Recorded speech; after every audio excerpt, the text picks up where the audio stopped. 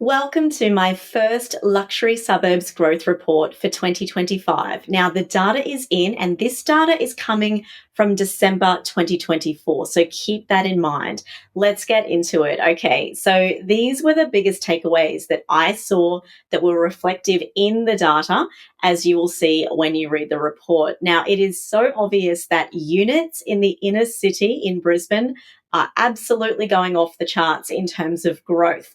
So, what I'm seeing is you're probably needing, in my opinion, around 650 to 700,000 as a minimum budget to get what I would consider an investment grade unit in Brisbane's quality inner city suburbs now. The demand is incredible. I'm working with a client at the moment who is looking in the inner city, and I'm definitely finding it a challenge. There's just so much demand. So that is interesting. Now, the other thing to note is that houses across the board in most of the areas listed did have a bit of a correction last month, and that is unsurprising. I did see a little bit of softening in the market towards the end of last year.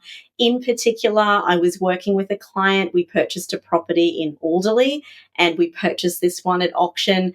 Even we were surprised, but pleasantly surprised, that we were able to secure it for what we would consider a really good price for that property. And in terms of the valuation, from what I understood, we were able to secure it for under what it was bank valued at. Now, that is just a sign of the times. I'm not sure whether we're going to continue to see a softening in that upper end moving forward, but I do know that the moment interest rates come back, and everyone's hoping this is going to kick off in February this year, I do believe we will see a little bit of a surge in buyer activity, and that may kick things on again. So if you're holding housing in these areas in Brisbane, don't panic too much. I think we're going to see a little bit more activity come the year moving forward.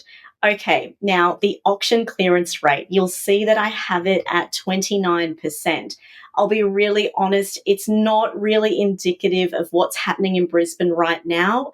We're too early in the year for the data to give some really accurate statistics. So I've pulled this number from the realestate.com.au statistics, which show the clearance rate that covers Brisbane and Queensland as a whole. So next month, you'll start to see a more indicative figure of what is happening in the auction clearance rate.